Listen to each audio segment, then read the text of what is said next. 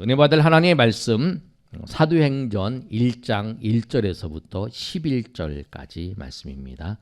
사도행전 1장 1절에서부터 11절까지 말씀 우리 한 절씩 교독하겠습니다. 데오빌리여, 내가 먼저 쓴 글에는 무릇 예수께서 행하시며 가르치시기를 시작하심부터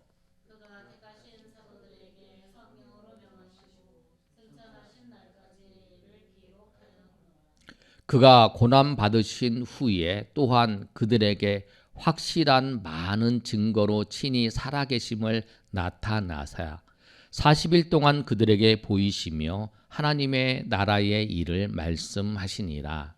사도와 함께 모이사 그들에게 분부하여 이르시되 예루살렘을 떠나지 말고 내게서 들은 바 아버지께서 약속하신 것을 기다리라.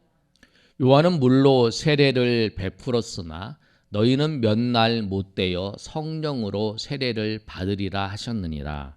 그들이 모였을 때 예수께 여쭈어 이르되 주께서 이스라엘 나라를 회복하심이 이때니까 아니. 이르시되 때와 시기는 아버지께서 자기의 권한에 두셨으니 너희가 알 바 아니요. 오직 성령이 너희에게 임하시면 너희가 권능을 받고 예루살렘과 온 유대와 사마리아와 땅 끝까지 이르러 내 증인이 되리라 하시니라. 이 말씀을 마치시고 그들이 보는데 올려져 가시니 구름이 그를 가리워 보이지 않게 하더라. 올라가실 때 제자들이 자세히 하늘을 쳐다보고 있는데 흰 옷 입은 두 사람이 그들 곁에 서서 11절 다 같이 읽습니다. 이르되 갈릴리 사람들아 어찌하여 서서 하늘을 쳐다보느냐. 너희 가운데서 하늘로 올려지신 이 예수는 하늘로 가심을 본 그대로 오시리라 하였느니라. 아멘. 오늘 본문 말씀은 예수님이 승천에 대한 기록을 말씀하고 있어요. 근데 오늘 이 본문 사도행전에 기록한 저자가 누구냐면 누가입니다. 누가. 마태, 마가, 누가, 요한 이렇게 있는데 마태, 마가, 누가복음을 기록한 이 누가가 사도행전에 같이 기록했어요. 그래서 오늘 본문의 말씀에도 그렇게 기록했는데 1절에 뭐라고 말씀하고 있냐면 내가 먼저 쓴 글에 내가 먼저 쓴 글 이렇게 말씀하고 있잖아요. 그 먼저 쓴 글이 뭐냐면 그 누가복음을 말씀하는 거예요. 누가복음에 먼저 쓴 글에 무릇 예수께서 행하시며 가르치시기를 시작하심부터 그가 택하신 사도들에게 성령으로 명하시고 승천하신 날까지의 일을 기록하였노라 이렇게 말씀하잖아요. 근데 이 말씀이 뭐냐면 예수님께서 누가복음이 예수님께서 행하시고 그 다음에 예수님께서 가르치시기를 시작하셨잖아요. 공생애를 시작하시면서 예수님이 행하시고 가르치시기를 하셨던 거.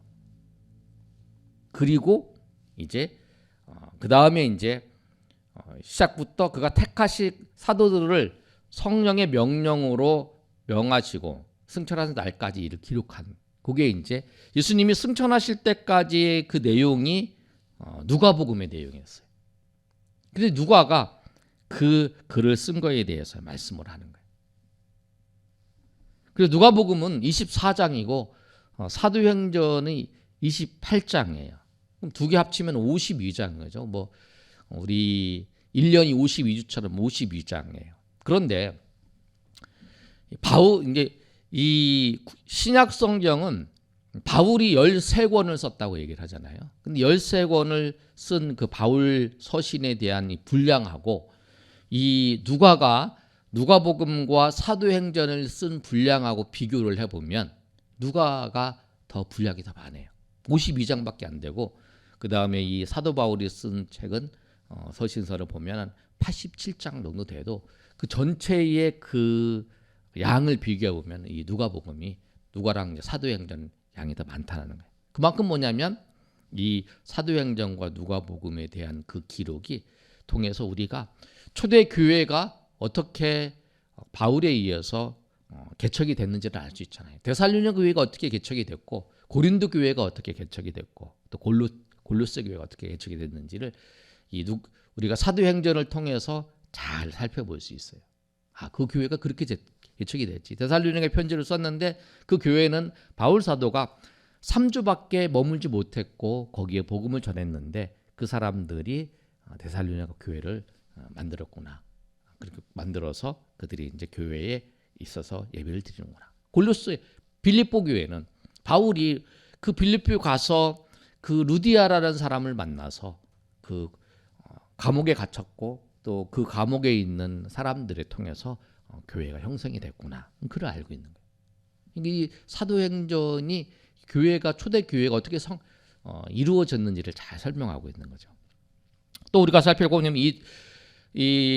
누가복음이나 이 사도행전을 이제 누구에게 썼는가? 1절에 보면 데오빌로여 이렇게 쓰여 있잖아요.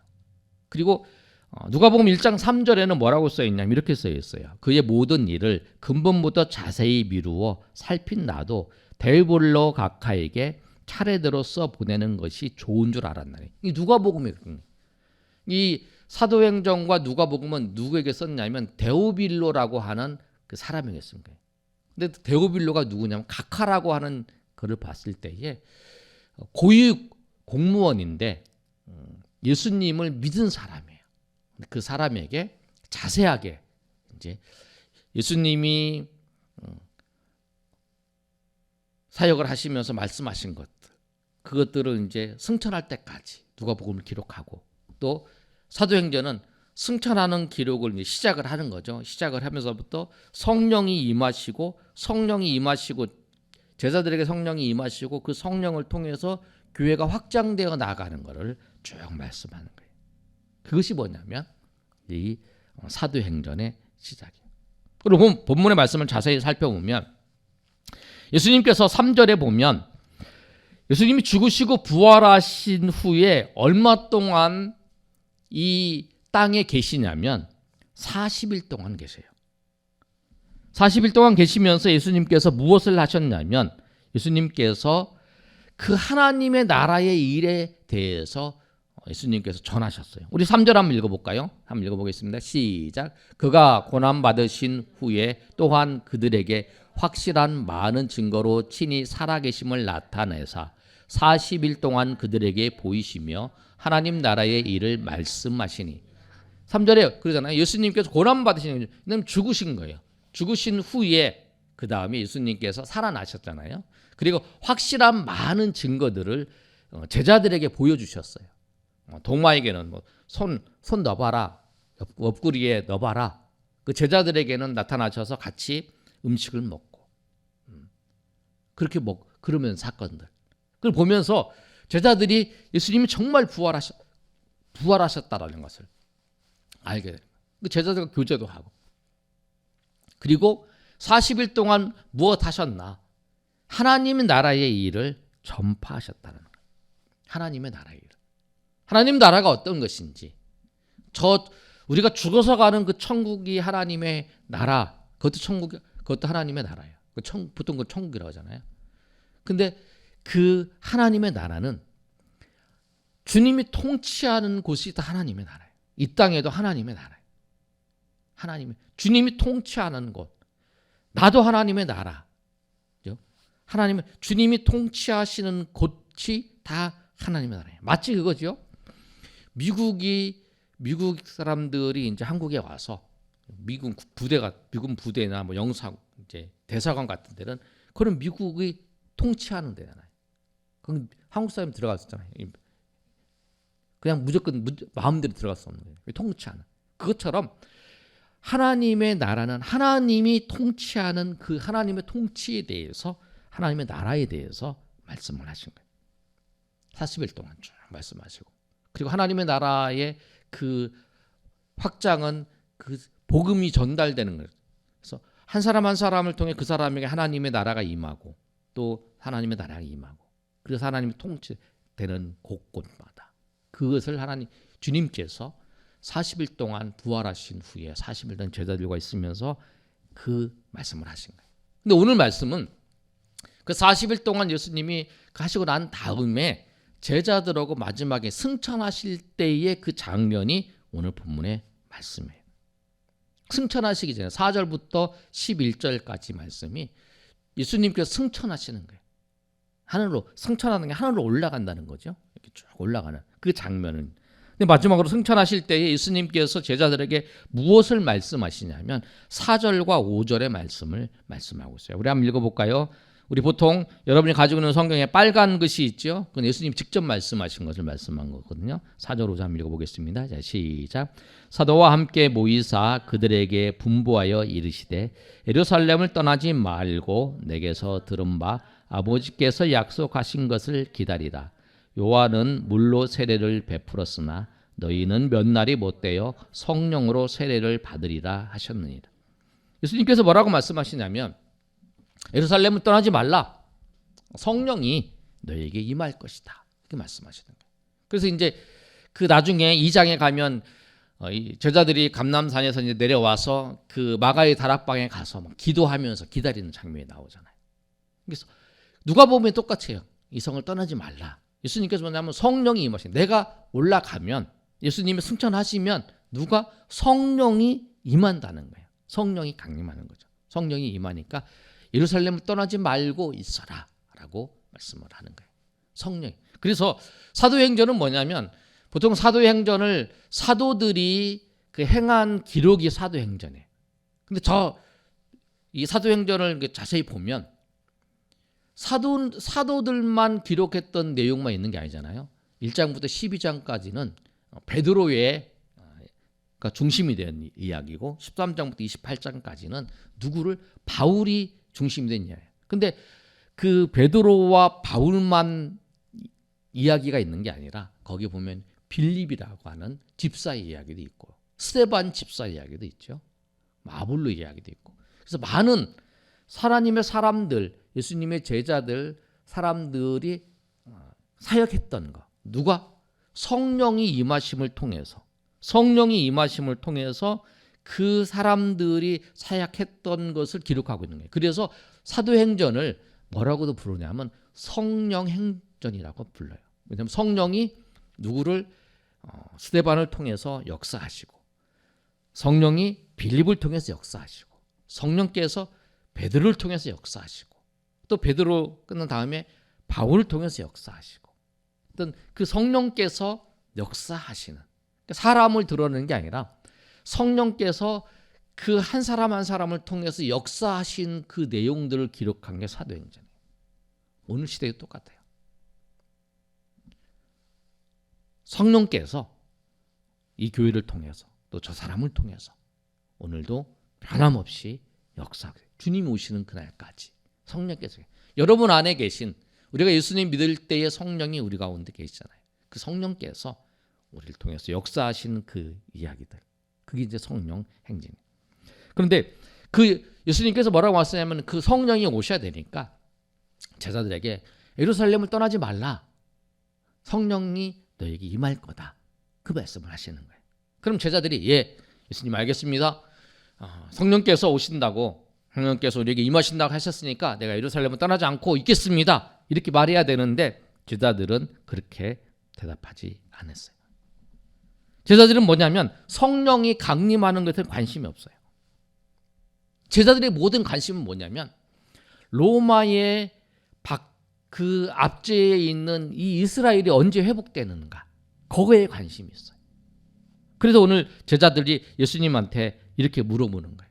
거기에 관심이 많은 제자들이 뭐라고 물어보냐면 지금 그들은 무엇을 원했냐면 예수님이 이제 죽으셨고 부활하셨어요. 예수님이 죽으실 때 제자들이 다 떠났잖아요. 그런데 예수님이 부활하셨으니까 죽음을 이기시는 분, 죽음마저도 감당하지 못하는 그 분, 이분이 이제 이 로마 제국이 압제에 있는 우리나라를 회복시켜 주시고 물리치셨고 우리를 이 독립시켜 주실 거라고 생각을 한 거예요. 부활하신 주님을 보면서. 하나님 예수님은 성령이 나는 올라가고 성령이 임하실 거에 대해서 말씀하고 있는데 제자들의 온통 관심은 거기에 있다는 거죠. 우리의 이것을 보면서 우리가 생각할 게 있어요. 뭐냐면 우리의 관심하고 하나님이 우리를 향한 관심은 다를 수 있어요. 우리는 온전히 지금 내가 당면에 있는 문제에만 관심이 있어. 제자들처럼 이 압제당하고 있는 이 로마를 어떻게 예수님이 언제 회복시켜 주실 것입니까? 그렇게 말하는 거예요. 6절에 그렇게 대답하잖아요. 물어보잖아요. 예수님께. 6절 한번 읽어볼까요? 자, 시작. 그들이 모였을 때에 예수께 여쭈어 이르되 주께서 이스라엘 나라를 회복하심이 이때니까. 왜 이때니까라고 하는 걸 뭐냐면 아까 말씀드린 것처럼 예수님이 부활하시는 거잖아요. 그 예수님이 부활하셨고 예수님이 그 문 사이로 막 지나가고 뭐 그러시는 거예요. 그걸 본 거예요. 그러니까 주님 이스라엘을 회복시킬 때가 지금 예수님이 부활하신 지금입니까? 라고 물어보는 거예요. 성령이 강림하신 것에 대해서 말씀하고 있는데 그런데 예수님께서 그렇게 말씀하시는 거예요. 뭐라고 대답하시냐면 7절 말씀 한번 읽어보겠습니다. 시작. 이르시되 때와 시기는 아버지께 자기의 권한에 두셨으니 너희가 알 바가 아니. 예수님께서 말씀하세요. 때와 시기 이 이스라엘이 회복되는 거는 아버지의 권한, 하나님 아버지의 권한이 있다. 너희가 알 바가 아니다는 거예요. 그러니까 우리가 신앙생활하면서 꼭 기억해야 될 게 있어요. 내가 언제 회복되고 내가 언제 그 하나님의 은혜를 경험하고 언제 그렇게 하는가. 그때는 나한테 달려있는 게 아니라는 거예요. 그때는 온전히 하나님께 달려있다는 거예요. 내가 성공해야 될 것 같아. 내가 성공해야 될 것 같아. 내가 잘 돼야 될 것 같아. 그런데 그때는 내가 만약에 잘 된다 할지라도 그때는 주님의 손에 달려요. 내가 원하는 때에 하는 게 아니라는 거예요. 그러니까 우리는 주님의 항상 때와 시기는 나한테 달려있는 게 아니라는 거 꼭 기억하셔야 돼요. 무슨 일을 하더라. 하나님께 달려있다는 거예요. 그러니까 우리는 최선을 다해서 주님께서 맡겨주신 그 일을 하는 거 그것을 우리가 해야 될 거고 그 때와 시기는 주님이 하시는 거예요. 우리가 무엇을 하든 우리 전도를 하면서 씨앗을 뿌리고 씨를 뿌리고 해도 그걸 거둬들이는 때는 주님이 정하신 때에 주님의 권한 안에 있어요. 내가 오늘 씨를 뿌렸어요. 근데 내가 오늘 어떤 사람을 만나서 내가 복음을 전했어요. 그 사람이 예수를 믿는다 그래요. 그거는 뭐냐면 주님이 그 사람의 때를 내가 만난 그 날로 정해 놓으셨기 때문에 그런 거죠. 어떤 사람은 내가 전했어요. 합니다. 그런데 오랜 시간이 지나서 믿는 사람이죠. 근데 주님이 그때와 시기, 주님이 그 날로 정해 놓으셨고. 그러니까 우리는 그런데 주님이 항상 말씀하신 게 있잖아요. 씨를 뿌리는 자나 자라게 하는 자나 다 거둬들이는 자나 다 동일하게 하나님께서 갚아주신다. 그 상급으로 인정해 주신다. 내가 저 사람한테 예수 권했어요. 나는 저 사람이 어떤 사람 열매를 거둬요. 열매를 거두는 사람이나 뿌리는 사람이나 수고한 사람이나 주님은 행한 대로 다 갚아주신다. 그래서 우리가 주님이 그런 하나님, 신실하신 하나님을 생각하면서 우리가 때와 시기를 항상 믿음의 사람들은 이 때와 시기가 나에게 있지 않고 하나님께 있다라는 사실을 우리가 꼭 기억하셔야 돼요. 내가 하다가 잘 안 돼. 내가 열심히 했는데 수고해도 잘 안 돼. 내가 수고하는 것까지는 거기지만 이거에 대한 결과를 얻는 것은 주님이 때에 하신다는 거예요. 그래서 믿음의 사람들이 고백하잖아요. 내가 하다가 실패하고 어렵고 어려운 것들을 다 겪었는데 결국 내가 이 일을 이뤘는데 보니까 그 모든 과정이 그 마지막에 그 일을 이루는 과정에 다 걸음이 되었고 다 쓰임을 받았다고 얘기하잖아요. 그 이유가 뭐냐면 그때는 주님이 정하시는 거예요. 그래서 오늘 제자들에게 이 말씀 분명히 하시는 거예요. 주님이 재림하시는 것도 말씀하시잖아요. 제자들이 물어봤을 때 주님 언제 재림하시니까 하나님은 언제 심판하십니까? 때와 시기는 나도 모른다. 아버지에 달렸다 말씀하셨어요. 그러면서 주님께서는 이 제자들에게 뭐라고 말하냐면 때와 시기에 대해서는 네가 상관하지 말고 8절에 있는 말씀처럼 오직 성령이 너희에게 임하시면 성령이 너희에게 이 장에 임하시면 너희가 권능을 받고 예루살렘과 온 유대와 사마리아 땅끝까지 이르러 내 증인이 되리라. 하시는 그 말씀을 예수님께서 하신 거예요. 성령이 임하시면 무엇을 하시냐면 우리 하여금 증인이 되어서 살아가라는 거예요. 우리가 성령이 임해서 우리가 해야 될 일이 가장 큰 일이 뭐냐면 증인의 삶을 사는 거예요. 복음을 전하는 증인의 삶을 사는 거예요. 어떤 목사님이 이런 내용을 써놨다. 우리나라 인구가 5천만이라고 기준했을 때 우리 한국에 예수 믿는 사람이 천만이라고 이제 맥시멈으로 1,000만이라고 했을 때 우리나라 한국에 있는 사람들을 다 예수님을 믿기 위해서 우리가 전하려고 했을 때 한 사람이 5명을 전하면 되겠다. 내가 복음을 전해 5명을 전해야 돼요. 목표가 내가 일생을 살면서 최소한 5명은 내가 복음을 전해서 그가 예수를 믿는 우리 민족에 해당하는 5명을 전해야 된다. 그런데 목표를 그 기준을 세우고 전하면 우리가 다 기본적으로 내가 맡은 사람이 5명이지 않냐 그렇게 얘기하는 거예요. 그냥 우리는 다 그게 복음을 전하는 사명이 있는 거예요. 더 많이 전해야겠죠. 예수님께서 그 말씀하신 거예요. 성령이 임하시면 내가 권능을 받고 사마리아 땅끝까지 이르러 증인이 되리라. 근데 그 말씀처럼 그 후에 제자들에게 오순절 성령 강림이 나타난 사건 이후에 제자들이 완전히 바뀌어서 주님을 전하면서 베드로 그 다음에 바울뿐만 아니라 그 전에 이제 뭐 빌립이나 스데반이나 복음을 전하는 역사가 일어나잖아요. 누가 성령이 임하시면 성령께서 하시는 하나님의 영이시고 하나님이신 성령께서 우리에게 하시는 뭐냐면 예수님을 전하게 하시는 거예요. 그 성령 그래서 이 사도행전은 성령께서 그 사람을 통해서 역사하시는 그 내용들을 말씀하시는 거예요. 그리고 난 다음에 9절의 말씀이 이렇게 말씀하고 있죠.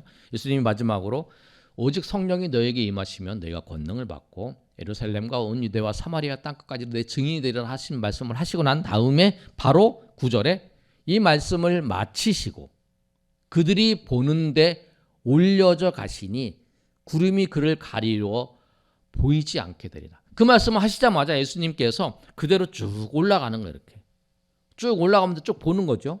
쭉 보는데 이제 계속 올라가니까 구름이 가리워서 보이지 않게 되었다라는 거예요. 구름이 가리워서 보이지 않게 되었어요.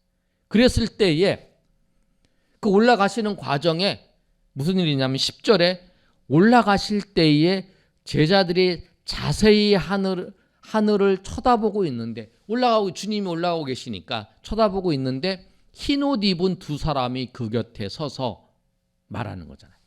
11절 우리 다 같이 읽어보겠습니다. 시작. 이르되 갈릴리 사람들아 어찌하여 서서 하늘을 쳐다보느냐. 너희 가운데에서 하늘로 올려지신 이 예수는 하늘로 가심을 본 그대로 오시리라 하연.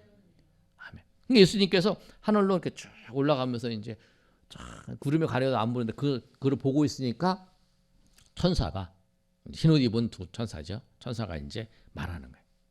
예수님께서 올라가신 그대로 예수님께서 그대로 오신다는 거예요. 이렇게. 그 말씀을 하신 거예요. 그래서 예수님이 이제 딱 승천을 하늘로 다 올라가신 거예요. 그 장면이 이제 그래서 이제 누가복음은 시작할 때에 예수님이 하늘로 올라가시는 그 장면을 시작하고 누가복음에 이제 겹쳐서 마지막 부분이 겹쳐서 이제 이 제자들이 이 말씀을 마치시고 난 다음에 제자들이 감람원이라고 하는 산에서부터 내려와서 예루살렘으로 돌아와서 안식일을 기다리는 거예요. 그러면서 이제 거기서 이제 기도하는 장면이 나와요. 그러니까 성령이 임하시는 거예요. 오늘 예수님이 승천하시면서 제자들에게 마지막 하신 말씀이 그거잖아요. 때와 시기는 아버지께 있다는 거예요. 너희가 알 바가 아니다는 거예요. 주님이 언제 오십니까? 주님이 언제 오십니까? 우리 몰라요.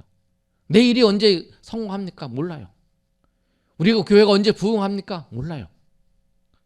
내 일이 언제 잘 풀립니까? 몰라요. 왜? 때와 시기는 아버지께 있기 때문에. 내 생각대로 되지 않죠. 누가 그러잖아요. 그렇게 어떤 분은 정확하게 표현해. 이 세상이 당신의 인생이 당신 마음대로 되면 당신이 하나님이다. 내 인생은 내 마음대로 안 되고 내 사업도 내 마음대로 안 돼. 왜? 그리고 이 세상도 내 마음대로 안 돼. 왜? 모든 건 때와 시기는 하나님께 있기 때문에. 그래서 하나님. 그래서 우리는 하나님이 우리에게 맡기신 일을 하는 거예요. 하나님의 말씀을 따라서. 그 제자들에게도 때와 시간 하나님은 그 회복되는 때 언제 모르지만 성령이 너에게 임하셔서 너희가 권능을 받고 예루살렘 증인이 되는 그 일을 하는 거죠. 성령이 임하시고 난 다음에 주님의 말씀을 전하는 거예요. 예수님이 언제 오실지 모르지만 주님이 오시는 때를 준비하면서 그 일을 하는 거예요. 그게 이제 이 시대부터 지금까지 2000년이 흐른 거죠. 그러니까 우리가 똑같은 거예요. 우리도 변함없이 하나님의 때는 몰라요. 그렇지만 우리에게 맡겨진 그 일을 하면서 그 속에 기쁨도 주시고 또 은혜도 주시고 또 성령의 역사하심도 경험하고 하나님의 은혜도 경험하고 그러면서 날마다 나아가는 거죠. 그래서 오늘 말씀처럼 우리가 예수님이 우리에게 말씀하신 성령이 너에게 임하시면 우리가 이미 성령이 임했어요. 우리 예수님 믿으면서 성령이 우리 가운데 임했잖아요. 성령이 우리 가운데 계셔요. 성령이 권능을 성령이 우리를 통해서 역사하실 수 있도록 우리가 성령 하는 말씀을 따라서 오늘도 날마다 기쁨으로 살아가며 주님께 영광을 돌리시는 저 여러분이 되시기를 예수님의 이름으로 축원합니다.